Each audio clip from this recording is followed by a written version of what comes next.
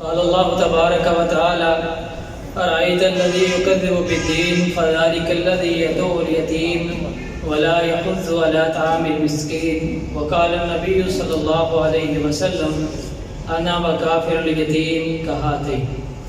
عزت احترام کے لائق علماء کرام اور معزز سامعین حضرات، انشاءاللہ میرے متصل بات مقرر شان للکار شہید حضرت مولانا قاری اسماعیل عتیق صاحب مفصل خطاب فرمائیں گے۔ میں 5-7 منٹ آپ کے سامنے کچھ درد دل رکھنا چاہتا ہوں۔ قرآن پاک کی جو آیت پڑھی ہے، اللہ رب العالمین نے اس میں اعلان کیا ارائیت الذی یکذب بالدین، اے کائنات کے امام، اے تاجدار کونین، اے سرور کائنات، اے تاجدار مدینہ، فاتح ابواب الجنہ، نبی مکرم صلی اللہ علیہ وسلم کو اللہ نے مخاطب کیا اور کیا فرمایا ارائیت الذی یکذب بالدین، کہ آپ اس شخص کو جانتے ہیں کہ جو قیامت کے دن کا انکار کرتا ہے، قیامت کے دن کی تکذیب کرتا ہے، قیامت کے دن کو جھٹلاتا ہے۔ فذلک الذی یدعو الیتیم، فرمایا وہ کون شخص ہے، وہ کون آدمی ہے، وہ کون بندہ ہے جو قیامت کے دن کا انکار کرتا ہے۔ آمینہ کے لال جناب محمد رسول اللہ صلی اللہ علیہ وسلم سے کائنات کا رب جو علیم بذات الصدور ہے، جو علام الغیوب ہے، جو فاطر السماوات والارض ہے، جو پوری کائنات کا نظام چلانے والا ہے، جو آسمان و زمین کو پیدا کرنے والا ہے، کسی کام کے لیے کن کہنے کی بھی اس کو ضرورت نہیں پڑتی، وہ کام دنیا میں ہو جاتا ہے۔ اور رب اپنے پیغمبر کو مخاطب کر کے کہتے ہیں اے میرے محبوب، کہ آپ جانتے ہیں کہ کون سا شخص ہے جو قیامت کے دن کا انکار کرتا ہے۔ فرمایا وہ شخص جو غریب کو، جو یتیم کو، جو مسکین کو دھکے دیتا ہے، ان کو اپنے آپ سے دور کر دیتا ہے، ان کی بات کو تسلیم نہیں کرتا، ان کو کھانے کے لیے نہیں دیتا، یتیم کو دھکے دیتا ہے، مسکین کو کھانا نہیں دیتا۔ کائنات کے امام نے فرمایا تھا انا وکافل الیتیم کہاتین، فرمایا میں اور یتیم اللہ کی جنت میں ایسے ہوں گے جس طرح یہ 2 انگلیاں ہیں۔ اور میرے محترم بھائیوں، میں آپ سے یہ سوال کرنا چاہتا ہوں، میرا بیٹا اعلیٰ ڈگریاں حاصل کرے، میرا بیٹا گاڑیوں کے اندر جا کے سفر کرے، میرا بیٹا دنیا کے پروٹوکول میں پڑھے، میرا بیٹا اعلیٰ یونیورسٹی میں، اعلیٰ کالجز میں، اعلیٰ سکولز میں جائے اور اس کو پروٹوکول ملے، اور میرے ساتھ رہنے والا یتیم کا بچہ، اس کے سر پہ ہاتھ رکھنے والا کوئی نہ ہو، وہ 2 ٹائم کی روٹی کو بھی ترسے۔ کیا یہ مسلمانی ہے؟ کیا یہ کلمہ ہے؟ کیا یہ محمد رسول اللہ صلی اللہ علیہ وسلم کا کلمہ پڑھنے والا آدمی ہے؟ اور میرے محترم بھائیوں، اللہ کے نبی محمد رسول اللہ، یار اللہ کے نبی پہ درود پکڑو صلی اللہ علیہ وسلم۔ جب نبی اکرم صلی اللہ علیہ وسلم کا نام آئے، البخیل من ذکرت عنده ولم يصلی علیہ، فرمایا دنیا کا کنجوس ترین، بخیل ترین، جیب کو دبانے والا، بخل کرنے والا بندہ وہ ہے جس کے سامنے محمد رسول اللہ صلی اللہ علیہ وسلم کا نام آئے اور وہ درود نہ پڑھے۔ یار اپنے دل کے اندر آقا کی محبت کو پیدا کریں۔ میں کس کا تذکرہ کرنا چاہتا ہوں؟ آمینہ کے لال علیہ السلام کی سیرت کیا ہے؟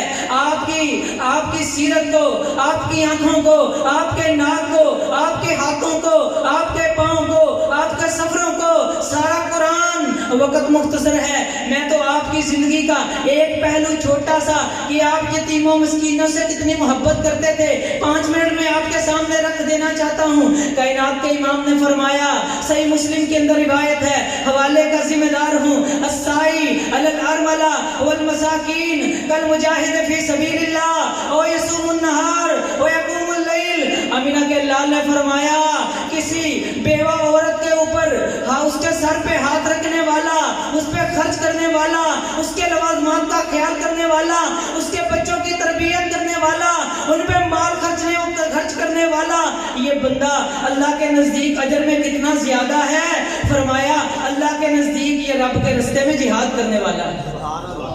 الذین آمنوا وہاجروا وجاہدوا فی سبیل اللہ باموالہم وانفسہم اولئک اعظم درجۃ عند اللہ۔ اللہ کہتے ہیں دنیا میں اپنے مال سے، اپنی جان سے، اپنے بیوی بچوں کے ذریعے اپنی طاقت قوت کے ذریعے، اپنے خون کے ذریعے رب کے راستے میں جہاد کرنے والے یہ سب سے اعلیٰ ہیں۔ لیکن آمنہ کے لال فرماتے ہیں، اس کی تفسیر کرتے ہیں، صحیح مسلم میں موجود ہے، فرمایا کسی بیوہ عورت کے سر پہ ہاتھ رکھنے والا، اس پہ خرچ کرنے والا، یتیم مسکین کو کھانا دینے والا رب کے نزدیک ایسے ہے جیسے مار کے لڑتا ہے، جام شہادت نوش کرتا ہے، رب کے راستے میں جہاد کرتا ہے، یہ تلوار چلاتا ہے، یہ کلاشن اٹھاتا ہے، اللہ کے راستے میں لڑتا ہے۔ اس بندے کی شان اس مجاہد کی طرح ہے جو کسی یتیم مسکین کے اوپر خرچ کرتا ہے۔ اور یہاں پہ بس نہیں، او یقوم النہار او یصوم اللیل، فرمایا اللہ کے راستے میں دنوں کے روزے رکھتا ہے اور تہجد کی نماز کو ادا کرتا ہے۔ اور میرے محترم بھائیوں، میں نفلی روزوں کو تو رکھ نہیں سکتا، میں رات کو تہجد تو نہیں پڑھنا چاہتا، ہاں مجھے پڑھنی چاہیے، تو پھر کیوں نہ میں کسی یتیم مسکین پہ خرچ کر کے اللہ رب العالمین کے سامنے اس کے برابر کا اجر لے لوں۔ کیا صفت ہے میرے پیغمبر کی، یار کیسی مسلمانی ہے، یہ کیسا میں اہل حدیث ہوں، کیسا میں قرآن کو ماننے والا ہوں، کیسا میں بخاری کے الفاظ اپنی زبان پہ لانے والا ہوں، میں پیغمبر کا امتی کہلوانے والا، میں آقا کا غلام اپنے آپ کو کہلوانے والا۔ میرے آقا کی سیرت کیا ہے؟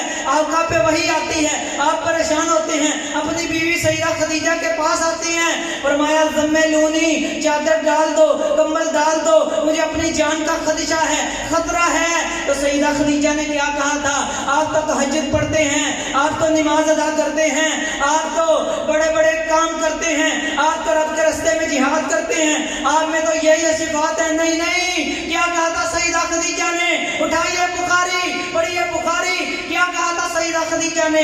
کلا واللہ لا یخزیک اللہ ابدا انک لتصل الرحم تحمل الکلا تکسب المعدوم وتعین علی نوائب الحق۔ آقا اللہ کی قسم ہے، میں رب کائنات کی قسم اٹھا کے کہتی ہوں، اللہ آپ جیسوں کو ضائع نہیں کرتا۔ آپ کیا کرتے ہیں؟ یتیموں پہ خرچ کرتے ہیں، آپ مسکینوں پہ خرچ کرتے ہیں، آپ تو لوگوں کا بوجھ اٹھاتے ہیں، آپ تو حق پہ لوگوں کی مدد کرتے ہیں۔ اللہ کے نبی، آپ جیسوں کو اللہ ضائع نہیں کرتے۔ اور میرے محترم بھائیوں، افشوا السلام، اطعموا الطعام، وصلوا الارحام، وصلوا باللیل والناس نیام، فرمایا صلہ رحمی کرو اور تہجد پڑھ لو، سلام کو عام کر لو، اللہ کی جنتوں میں تم بشارتوں کے ساتھ داخل ہو جاؤ گے۔ اور میرے محترم بھائیوں، آپ کو ایک دو باتیں سناتا ہوں۔ یہ مرکز الرضوان لاہور میں حدیث پڑھایا کرتا تھا، اور ایک دن ایک شخص مجاہد نامی شاگرد میرے پاس ترجمہ پڑھتا تھا، تشریف لایا، کہنے لگا استاد محترم آپ کو آج ایک واقعہ سنانا ہے۔ میں نے کہا سناؤ۔ کہنے لگا میں آج ایک بزرگ آدمی کے پاس سے اٹھ کے آیا ہوں، انہوں نے اپنے گھر کا واقعہ مجھے سنایا ہے اور دعا کے لیے عرض کیا ہے۔ کیا واقعہ سنایا؟ کہتے میری بیوی فوت ہوئی اور میری بیٹی جوان تھی، گھر کے حالات پریشان کن تھے، میں چارپائی پہ بیماری سے پڑ گیا، تو میری بیٹی اس نے کافی دن تک انتظار کیا، نیک تھی، نمازیں پڑھنے والی تھی، باپردہ تھی، شرم و حیا رکھنے والی تھی، لیکن کھانے سے پینے سے نوالوں سے محروم ہو گئے۔ تو وہ میری بیٹی ایک دن اس نے اپنے آپ کو نہائی، غسل کیا، کپڑے پہنائے، اچھی طرح سے اس نے میک اپ وغیرہ کیا اور بازار میں نکلی، دکانوں پہ گئی، جا کے لوگوں سے مانگنے کی کوشش کی۔ انہوں نے کہا اس نے اچھے کپڑے پہنے ہیں، اس نے تو کریمیں اور لوشن اور کیا کچھ لگایا ہے، اس نے تو میک اپ کیا ہے، یہ تو نہیں لگتی کہ جس پہ خرچ کیا جائے۔ پھر کہتی ہے وہ میں اپنے بعض دوستوں کے گھر میں گئی، میں نے جا کے ان سے کہا کہ اس طرح ہمارے گھر کے حالات ہیں، مجھے کام پہ رکھ لو۔ کسی نے یقین نہیں کیا کہ یہ تو فراڈ کرنے والی ہے۔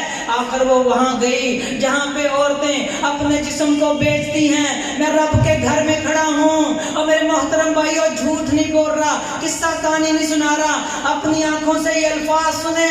جب میں نے سنے تو میرے پاؤں سے گویا زمین نکلی، میری آنکھوں سے آنسو نکل رہے ہیں کہ یار کیسے کیسے مجبور و مقہور مساکین، یتامہ اور دنیا کے اندر کتنے کتنے مجبور لوگ ہیں۔ وہ لڑکی گئی وہاں پہ اپنے جسم کو بیچنے کے لیے، کہتی ہے ساری رات کھڑی رہی، کوئی شخص بھی میرے قریب نہیں آیا، جس کو کہتی تھی وہ میرے قریب نہیں آتا تھا. رات کو واپس آئی, باپ پریشان ہے, بیٹی کہاں پہ ہے, واپس آئی, کہا بیٹا کہاں سے آئے ہو. اس نے پوری کہانی سنائی اور کہنے لگی کہ میں نے تو اپنے جسم بھی لوگوں کو پیش کیا, کسی نے میری طرف ہاتھ تک نہیں بڑھایا. تو باپ کہتا اللہ تیرا شکر ہے, میں نے آج تک لوگوں کی بہو بیٹیوں کی عزت کی حفاظت کی ہے, تو نے میری بیٹی کی عزت کو میرے پاس بالکل محفوظ لٹا دیا ہے. اور میرے محترم بھائیوں, اگر میں یتیم کو کھانے کے لیے نہ دوں گا, میں اس پہ خرچ نہیں کروں گا, تو میرے محترم بھائیوں بتلاؤ پھر میرے اسلام کا, میرے کلمے کا, میری تہجد کا, میرے اشراق کا, میری نیکیوں کا, میری دعاؤں کا, میرے حج کا, میرے عمرے کا کوئی فائدہ نہیں. ہاں فائدہ تب ہے میں حاجی صاحب 6 لاکھ روپے لگائیں, 10 لاکھ روپے لگائیں, ہر سال حج پہ جائیں. ہاں جاؤ, کائنات کے امام کی حدیث ہے تابعوا بین الحج والعمرہ فإنہما تنفیان الفقر والذنوب. صحیح بخاری کی حدیث ہے, عمرہ کرو حج کرو. کیا فائدہ ہے؟ دنیا میں بزنس مین پلاننگ کرتے ہیں مال لینے کے لیے, اوپر جانے کے لیے. آمینہ کے لال کی زبان سے نکلی حدیث سنیں, میں اپنی گفتگو کو ختم کرتا ہوں. آمینہ کے لال نے فرمایا پے در پہ, ایک کے بعد دوسرا, دوسرے کے بعد تیسرا, حج عمرہ کرو. کیا ہوگا؟ اللہ تمہارے گناہوں کو معاف بھی کر دیں گے اور اللہ رب العالمین تمہارے مال کے اندر فراوانی بھی عطا. لیکن میرے محترم بھائیوں, میں حج کروں, میں عمرہ کروں اور ساتھ پڑوسی وہ بھوکا مرے, تو میرے محترم بھائیوں وہ صحیح بخاری کی حدیث سن لو. بینما کلب یطیف برقیۃ کاد یقتلہ العطش فنادعتموکہ فتقت فغفر لها بھی. وہ زانیہ عورت تھی, فاحشہ تھی, بدکارہ تھی. کتے کو دیکھا کہ وہ مٹی چاٹ رہا ہے پیاس کی وجہ سے, اپنا موزہ سردیوں میں جو پہنا جاتا ہے اتارا, کنویں میں لٹکایا, پانی نکالا, اس کو پلایا. فغفر لها بھی, رب نے معاف کر دیا, اللہ نے بخشش کر دی, اللہ نے جنت دے دی. اور اس کے برعکس صحیح بخاری کی حدیث ہے, ایک تہجد گزار, نیکوکار, بڑی نمازیں پڑھنے والی عورت نے بلی کے بچے کو پکڑا اور اس کو رسی سے باندھ دیا. ولم تطعمها ولم تدعها حتى تاكل من خشاش الارض. نہ کھانے کو دیا, نہ پینے کو دیا, نہ اس کی رسی کھولی کہ یہ جا کے کچھ زمین کے اندر کوئی چوہے, کوئی حشرات الارض کھائے اور اپنی جان بچا لے. یہ بلی مر گئی. آمینہ کے لال نے فرمایا اللہ نے صرف اسی سبب سے اس عورت کو جہنم میں پھینک دیا. یار کتے کے بچے کو پانی پلائیں تو اللہ جنت دیتا ہے, اور بلی کا بچے کو مار دیں تو رب جہنم دیتا ہے. اگر کوئی انسان بھوک پیاس سے میری آپ کی وجہ سے مر جائے تو میں جنتی کیسے ہو سکتا ہوں؟ اللہ سے دعا ہے اللہ رب العالمین دین اسلام کے مطابق ہمیں زندگی بسر کرنے کی توفیق عطا فرمائے. آخر دعوانا